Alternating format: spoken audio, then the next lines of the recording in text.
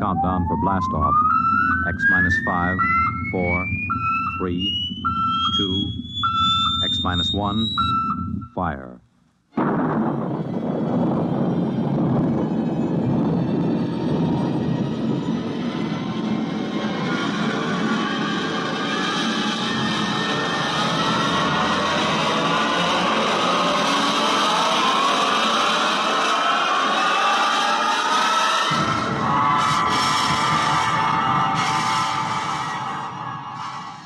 From the far horizons of the unknown come transcribed tales of new dimensions in time and space.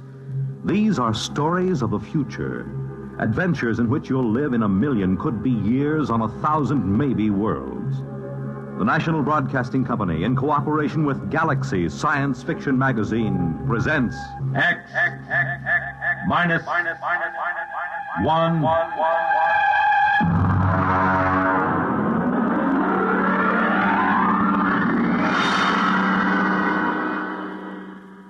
Tonight, The Last Martian by Frederick Brown.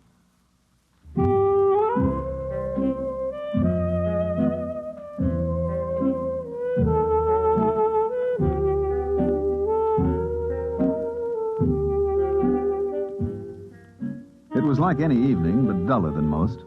I was back in the city room. I'd just covered a boring banquet, and the food had been so bad that I felt cheated, even though it cost me nothing. Now, just for laughs, and my job, I was writing a long, glowing account of it.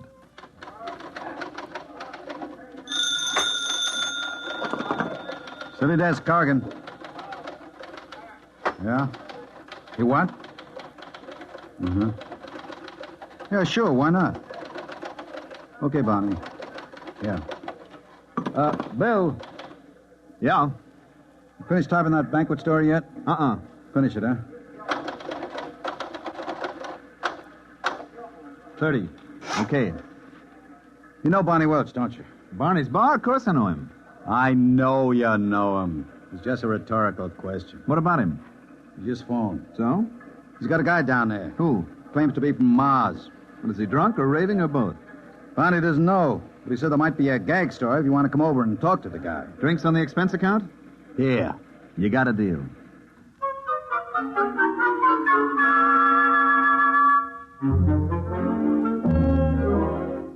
There wasn't a Trib reporter who didn't know Barney well enough to borrow money from him. I made for the bar like a St. Bernard makes for a fallen traveler and ordered a quick one with water on the side. Keep the bottle handy, Barney. Which one is the Martian? You see the tall, dismal-looking guy sitting alone there in the booth? Over there? That's him. What's his story? Well, he says he just got in from Mars 2 hours ago, and he's trying to figure it out. He claims he's the last living Martian. Mm-hmm. Does he know I'm a reporter? But he'd talk to anybody who'll listen to him. What's his name? He says it's Yangan Dao. I'll talk to him. Now, listen, Bill. Yeah.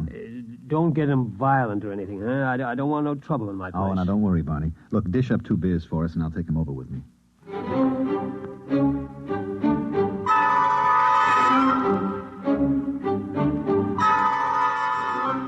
Barney drew 2 beers and cut off the heads. He rang up 60 cents, gave me my change, and I went over to the Martian. Mr. Dow? Yes? You mind if I sit down? Help yourself. It's a free country. I brought you beer. Barney, the bartender, told me something about your problem. Oh? Thanks for the beer. Drink up. Well, I suppose you think I'm out of my mind, but, well, maybe you'll be right. The bartender probably thinks I've flipped my lid. Listen, are you a doctor? Nope. Do you think I'm insane? I'm not a doctor, and I haven't even heard your story yet. How can I tell? Okay, I'll tell you. I'll tell you everything that happened. Then you tell me if you think I'm all right. 2 hours ago, I was on Mars. 2 hours? How did you get here? I don't know. That's the horrible thing. All I know is that the others were dead. All of them? How do you know? I saw them. I saw their bodies in the street. It was awful. Now, wait a minute. You mean you're the last one? The Last Martian? Yes. Well, it's a little hard to believe. Listen, I was there. I was in this room in the city of Scar. I don't know why I was there, but I was. I was locked in. Then I got hungry, and there was nobody to bring me food. So I worked a stone out of the floor and started digging. It took 3 days. When I got out and reached the street, everyone was dead, lying in the open. What did you do? I took a Targan, an energy plane, and flew it to Xandar. Xandar is the biggest city, the capital. Every place, it was the same. Hundreds of thousands of bodies lying in the fields, the streets, as if everyone had died at the exact same instant. At Xandar, in the stadium. I'm listening. In the stadium, there were 100,000 of them. As if they'd come there specially to die together. I landed my ship there. In the stadium? Yes. I see. Well, there, in the stadium, they had built some sort of platform. On it was a column made of copper. Copper is a rare metal on Mars. And there was a push button. Where? In the copper column. Oh. And there was a Martian in a blue robe, a priest, right under the button. It was as though he'd pushed the button and died. And everybody else had died with him. Except you. Yes. All except me. And then? And then, I was on a Madison Avenue bus, riding to work, here in New York. Oh, now wait a minute. Listen, I know you don't believe me. I know it sounds as if I was stark raving mad, but take it easy, huh? You know what I think? What? You've had some sort of terrible shock. Well, of course I have. There were 3 million of us, all dead. I don't mean that kind of shock. Of course, it was a dying world anyway. We didn't have more than 2 generations left. It was the krill. What was the krill? The disease. It reduced us to 1/30th of our population in 2 centuries. These 3 million, then, they died of the krill? No. The krill kills slowly. These people died like that, with the push of a button. Why didn't they escape? We tried to develop space travel, but we couldn't. We couldn't even reach Deimos or Phobos. Where are they? Our moons. Oh, I don't know too much about this stuff. It was horrible. Mm-hmm. Can I ask you a question, Mr. Down? Anything you like. Well, if the Martians didn't develop space travel, how do you think you got here in New York City? I don't know. It's driving me wild. I'm Yangan Dal, a Martian. And I'm here, in the body of an Earthman. The body of an Earthman? Of course. You don't think Martians look exactly like humans, do you? I'm 3 feet tall, weigh what would be 20 pounds here on Earth. I have 4 arms and 6 fingers on each hand. Barney? Yeah? 2 more beers, huh, with whiskey chasers? Right? Go on, Mr. Dahl. I don't mean to interrupt. It frightens me. Oh, I can understand that. Your drinks.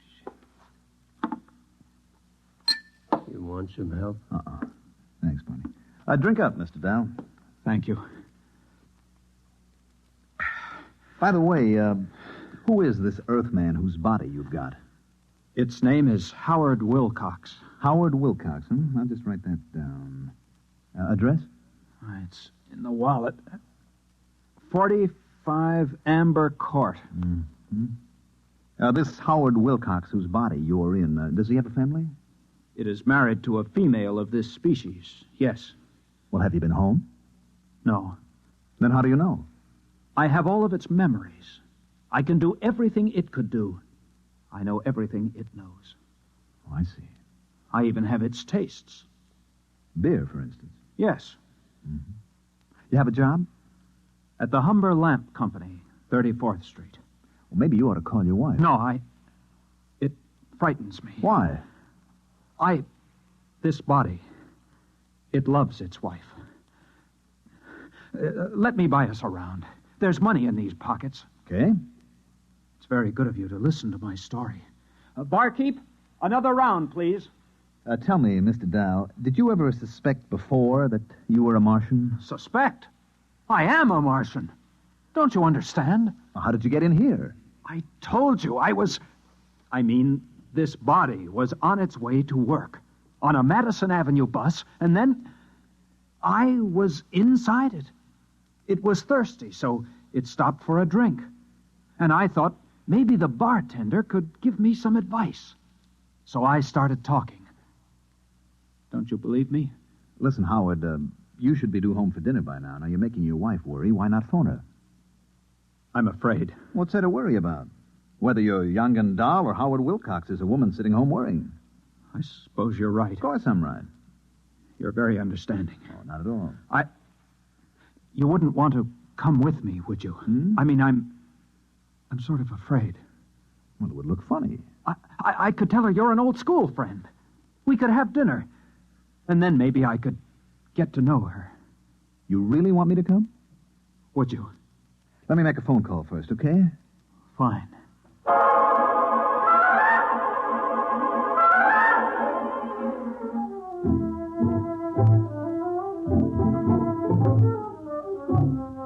I rang up the Tribune and got Cargan at the city desk.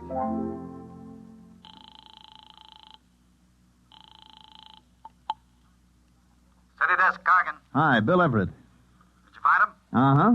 Well, There's something strange about this guy. you think he's insane? I don't know. What do you mean you don't know? Is he or isn't he? Well, he's got the whole story so perfectly organized, he might even convince somebody it's true. He remembers every detail. What do you figure you're going to do? Well, I'm going home with him. I'm going to meet his wife and observe them. How many drinks have you had? Oh, I'm sober. Don't worry. Me worry. Look, maybe you better come back here and I'll let Vincent handle this stuff. No, that isn't necessary. Just let me tag along a while. Okay. But if you want help, yell and I'll send Vincent. I will. Don't worry. What's this guy's name? Howard Wilcox. Address. 45 Amber Court. Okay. Oh, and Bill, Yes?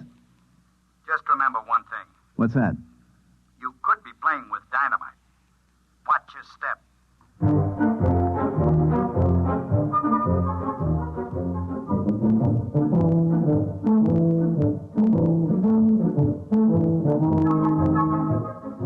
Number 45 Amber Court was an apartment down in the village. We were met at the door by a pretty woman in dungarees with her black hair and a ponytail with a red ribbon.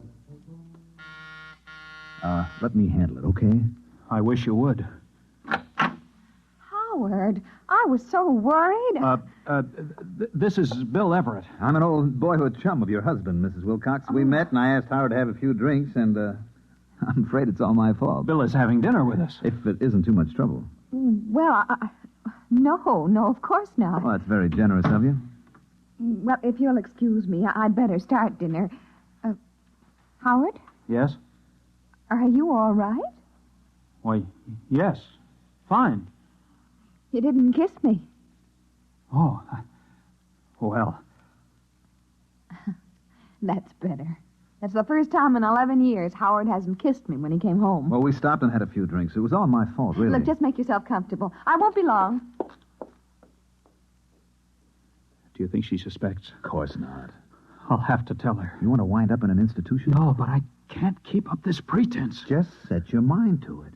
Now, after a while, it'll become natural. You'll forget that you ever were a Martian. You do believe me, then, about being a Martian? Of course. Oh, that's good to know. Now, look, whatever you do, don't tell your wife. It would ruin her life. I'll try not to tell her. Try very hard. Now, don't tell anybody. You and the bartender know, of course. We'll keep it quiet. Don't worry. Good. Do you think you can carry it off? I'll try. Good boy. Now, I'll tell you what. If you get into any kind of trouble, I mean, if you just have to talk to somebody about it, give me a call, Here, at this number. Now, if I'm not in, you leave a message with my boss. His name is Cargan. Cargan. You promise? I promise. Fine. You're very kind. This body... I've never met anybody so kind here on Earth. Forget it. Well, what have you two been discussing so secretly? Just business. Oh, I'm sorry about being late, dear. Well, you might have phoned. After all, you were only a few blocks from the house. It isn't as if you were on Mars or someplace.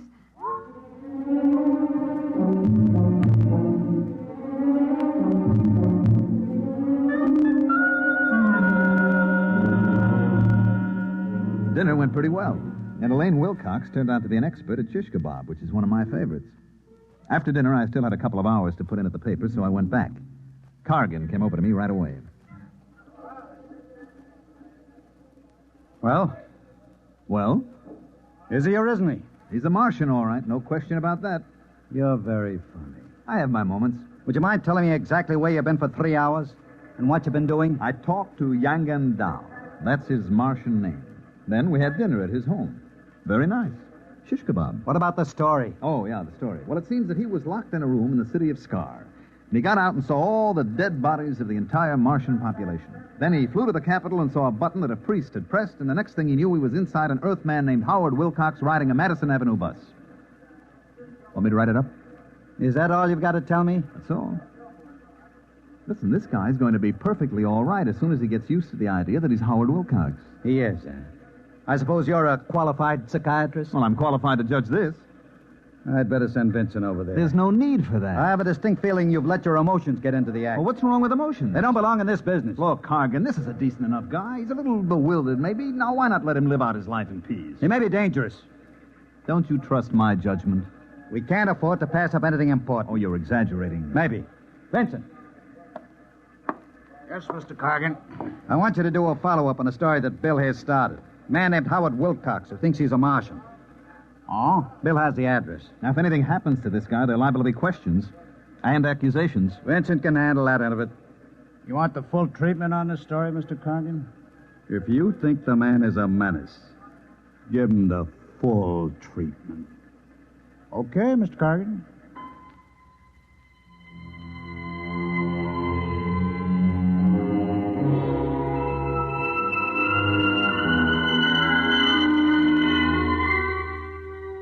I gave Vincent the address, feeling like a murderer, and then I beat it to the nearest phone booth and called Howard Wilcox's home. His wife, Elaine, answered.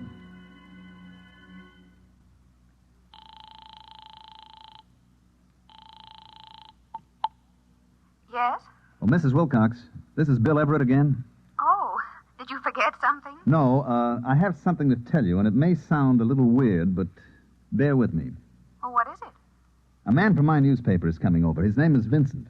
Now, he's a big, ugly man with a scar on his lip. He's coming over here? He's on his way now. Well, what for? Well, that's the part you aren't going to believe, Mrs. Wilcox. Well, try me and see. He's going to murder your husband. I'm afraid I didn't hear you. I said he's coming over to murder your husband. You and Howard did do quite a bit of drinking. I'm trying to do you a favor. Now, listen to me. I'm listening. Send him away. Tell him Howard had to leave town. Do you hear me? I hear you, but really... Please, Mrs. Wilcox, if your husband means anything to you. Well, of course he does, but why not call the police? They'll laugh at you. I'm coming right over. I'll explain when I get there. And remember, your husband's life depends on this.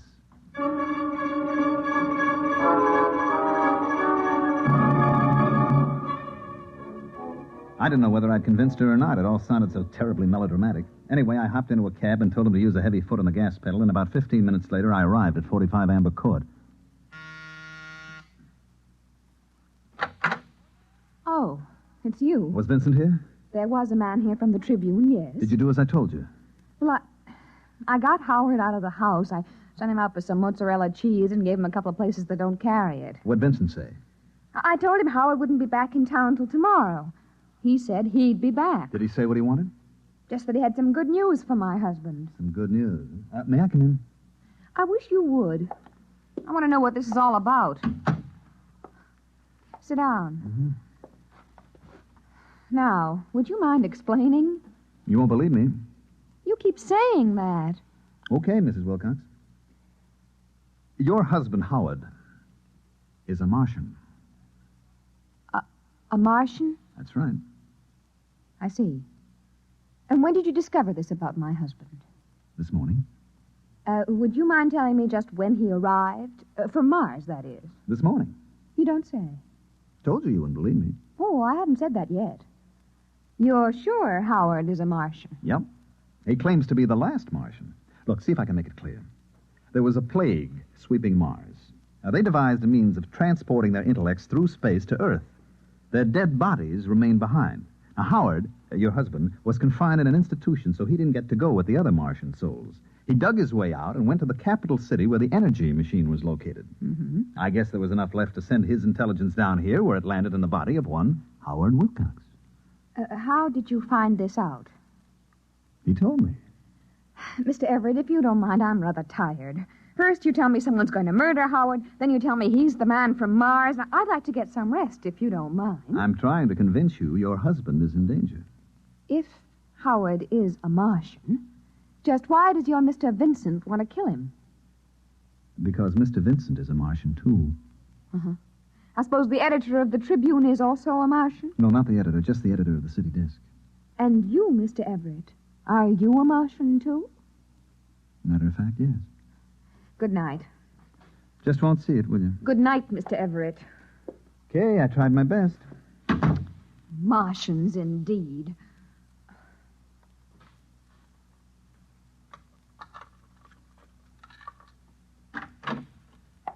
Oh, Howard, thank heavens. I couldn't get the mozzarella. It doesn't matter. Tell me, Howard, are you a Martian? What? Why, yes. How did you know? Oh, woman's intuition. It's terribly late, dear. Let's turn in. No, not yet. I want to know how you knew I was a Martian. Howard, please, I've had just about enough of this nonsense today. It isn't nonsense to me. Only this morning I was Yang Gandal, a Martian. Now I'm in the body of your husband. Is this a joke you and your friend Mr. Everett invented to torture me? Because if it is, It isn't a joke. It's the truth. Howard, I just can't stand much more of this. I'm beginning to wonder if it's me. Who could that be at this hour? I'll answer it. Yes? You are Mr. Howard Wilcox? Yes? My name's Vincent. I'm a reporter from the Trib. Yes? May I come in? Yes. Who is... Oh, Mr. Vincent. I see your husband has unexpectedly returned from out of town, Mrs. Wilcox. Now, look here. Would you mind telling me why you lied to me? Yes, I would. Does it have anything to do with the fact that you know your husband's secret? What secret? That he is young and dull, a Martian. I don't know what you're talking about. I think you do. Why is there such concern? I am Yang Gandal. I am a Martian. The last Martian, as far as I know. That is where you're wrong, Mr. Wilcox. Wrong. You see, there are many of us. Many? Like me? Hundreds of thousands. We were teleported to Earth during the Great Migration and found ourselves, like you, inside human beings. But then I'm not alone. You do understand my position. Perfectly. I can establish contact. We can remember our old home. Unfortunately, no. I don't understand. Sadly enough, young and dull, you were considered mentally ill on Mars. Ill enough so that you were institutionalized. But here on Earth, a person like you represents a distinct threat to us. how do I threaten you? You're unstable. You may give us away. That would spoil it. Spoil what? Our plan. Plan? You have not heard of the plan? I heard of no plan. I was in an institution. Yes. You are certain now? Of course. What plan? If you knew, I would have been forced to destroy you. You just saved your own life, young and dull, and that of Howard Wilcox as well. What are you going to do? Nothing. Nothing at all. Aren't you afraid that I'll do something? Such as? Tell people my husband is a Martian. Really, Mrs. Wilcox, you know better. You'd be laughed at or sent to the nearest psychiatric clinic. No, we aren't at all concerned with the fact that people will betray our presence here on Earth. I'm sure you can appreciate the reaction if you were to phone the police and tell them that the Trib reporters are all Martians. Well, not all. Just the city editor and yourself and Mr. Everett. How did you know that? Perhaps I'm one myself, Mr. Vincent. It isn't possible. Why not? Are you... Tell me where you were born. What city? I was born in Undernell near the dead canal of Krilla. Your name? Zanat Cree. You are party to the plan? The plan to take over the earth? Of course. Your husband, young and dull. Why did you not inform him? For the same reason you did not. He is unstable. But there is no need to worry. I will care for him. Amazing. Now, would you mind leaving us alone? We have many things to discuss. Of course. Amazing. It's positively amazing.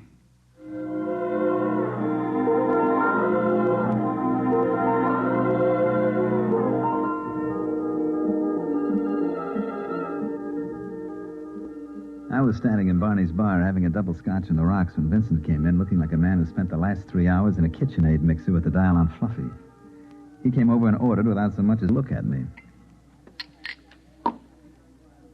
Here it is, Mr. Vincent. Thanks. You okay? Sure. By the way, did you fellas take care of that crackpot who was in here this afternoon, the one who thought he was a Martian? Sure. Just a drunk, huh? Yeah, that's right. Wouldn't you say so, Bill? Oh, definitely. Well, here's to you, Barney. Sometimes you can't tell the Martians from the Earthmen. You know? It's getting to be that way, Mr. Vincent. Right, Bill? That's right, Barney. Integration. That's what it is.